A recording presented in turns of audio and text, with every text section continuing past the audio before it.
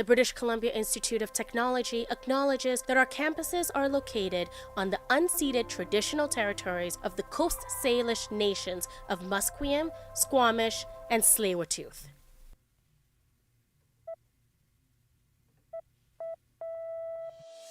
From the Broadcast Center at BCIT's Burnaby Campus, this is All Talk Radio. You're listening to 1680 The Crow. Good afternoon, I'm Lauren Achille, and these are your top stories to 12:30. A seasonal emergency preparedness update was held this morning, warning that the Parker Lake wildfire is 1.5 kilometers away from Fort Nelson. Bowen Ma, Minister of Emergency Management, said in the update that about 4,700 people have been put on evacuation orders as of 7 a.m. Fire behavior specialist Ben Bogian spoke in a briefing last night about what to expect today and tomorrow. As winds pick up overnight on May 12th and extend through the day on May 13th, it will create an extreme fire behavior environment that will challenge current control lines and pose a safety concern to our wildfire personnel and emergency services. On May 14th, we are expecting to see a reduction in fire behavior as wind speeds reduce, but there's still going to be a threat in the area until we get some rain. The Parker Lake fire has grown to nearly 53 square kilometers. This week is National Police Week, with the theme Committed to Serve Together. Reporter Ethan Van Daub has more on women in policing and the efforts being made to recruit more women. From 2019 to 2023, the number of women in policing has increased by over 1,000. According to a 2023 Stats Canada report, there are just over 16,000 female police officers in Canada, compared to 55,000 male police officers. In efforts to increase interest in policing among women, the Vancouver Police Department is hosting an event aimed to provide information to attendees about what it takes to become a police officer. The event will be hosted on May 25th at the VPD headquarters on Cordova Street. Ethan Van Daub, BCIT's The Crow. Residents of a float home community in Ladner say their houses are at risk of permanently running aground unless the government steps in. Ted Dufresne lives in the Canoe Pass floating village. He says the community has been struggling with a buildup of silt in the Fraser River. He says the grounding is causing more homes to lean. Dufresne says South Delta's MLA Ian Patton recently delivered a petition with hundreds of signatures asking the province to help with dredging. Yesterday marked the conclusion of the 2024 Doxa Film Festival. As Zach Arabko reports, Doxa provides ample support for filmmakers to show off their work. Vancouver's film buffs watched dozens of movies over the past 11 days. Local and international films were featured at the Doxa Film Festival. Directors like Cindy Mochizuki used the festival as a platform to debut their films worldwide. Other directors, such as Toronto filmmakers Michael Mabbutt and Luca Rosenberg-Lee, used Doxa to show their films to different provincial audiences. Doxa awarded $5,000 and the Colin Lowe Award for Best Canadian Director to Pablo Alvarez Mesa for his film The Soldier's Lagoon. Other winners include Neil Diamond and Catherine Bainbridge's Red Fever, which earned the Nigel Moore Award for Youth Programming, and How Zoes Wouldn't Make It Any Other Way for Short Documentary. Zach Arabko for BCIT's The Crow. A new advisory committee is providing advice to the federal government as it looks to transform the role of the CBC. Mickey Jurich of the Canadian Press has this story. 7 multimedia experts have been selected, and their job is to advise Heritage Minister Pascale St-Onge as she renews the role of the Canadian Broadcasting Corporation. Canadian Heritage says the group is going to provide policy advice, mainly around governance and funding for CBC and Radio-Canada. The department says consultations to renew CBC's mandate has already been done with Canadians and stakeholders, but now the newly appointed advisory committee will help the minister establish a path forward. St-Onge says the group will help her fulfill her mandate to modernize the public broadcaster. The federal government wants to redefine the role of CBC before the next federal election as the Liberals hedge against a possible change in government. Mickey Judich, The Canadian Press, Ottawa. These have been your top stories to 12:30. I'm Lauren Achille, and you're listening to BCIT's The Crow.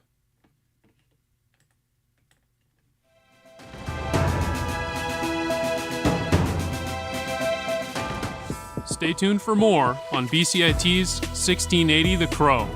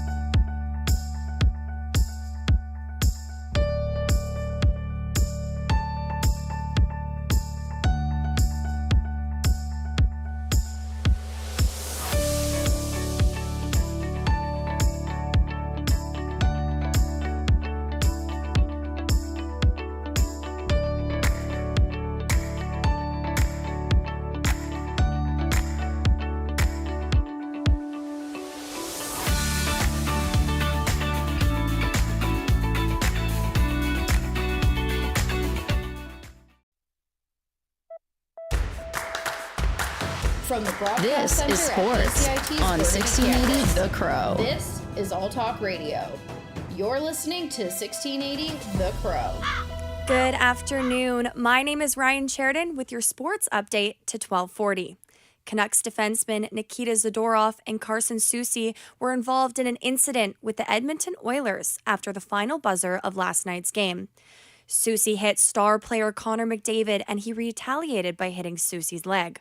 Zadorov then cross-checked McDavid from behind.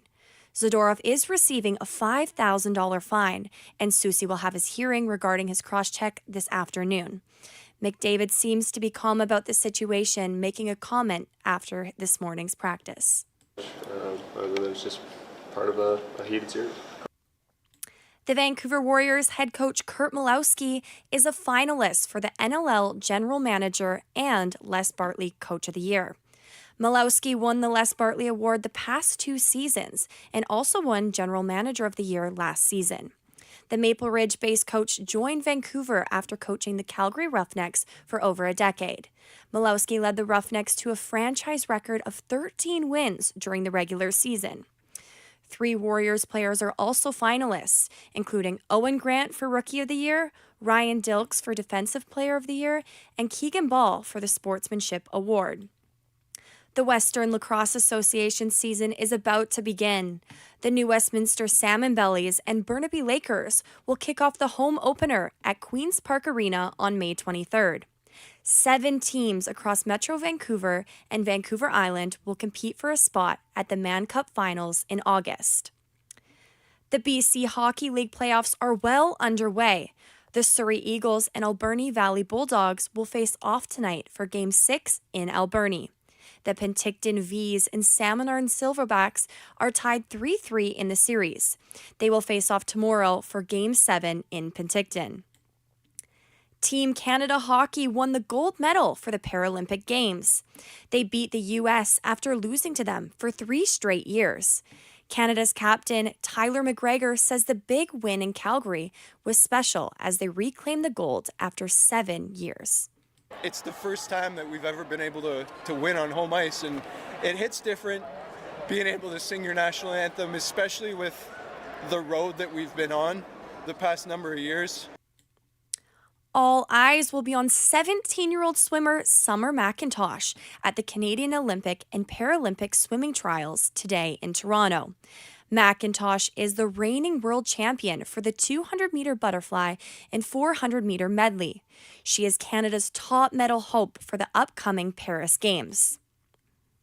Toronto FC lost 3-2 to New York FC in a match that featured 7 yellow cards, 1 red card, and a post-game scrum. The aggressive game stemmed from a halftime incident that took place in New York in March. Allegedly, the New York coach Nick Cushing pushed a 19-year-old Toronto player in the tunnel during halftime. Cushing is denying the allegations, but Toronto coach John Herdman is standing with his team. You know, the honest information that was relayed back from the team and from the young player was that there'd been that altercation. And, you know, that's, you know, as a coach, I've got to believe my players and support and back my players. Team Canada Women's Rugby beat Team Australia in the Pacific 4 series. The win moved Canada up a spot in the rankings, and they now sit at number 3 in the World Rugby rankings. The victory secured Canada a spot for the WXV1. The NBA lottery draft results are in, and the Atlanta Hawks are taking the top spot. Dave Ferry from the Associated Press has more on why the Hawks' win was unexpected and who had the best chance at taking the top spot. Hawks GM Landry Fields called it a shock when his team received the number 1 selection, weeks after the franchise completed a 36-46 season and lost in the playoff round. The Wizards and Pistons had the best chances of landing the top spot at 14%. The 2023 silver world medalist Sarah Mitten broke her own Canadian shot put record this weekend. Mitten passed her old record of 20.33 meters by throwing 20.68 meters. That's your sports update this afternoon. I'm Ryan Sheridan for BCIT's The Crow.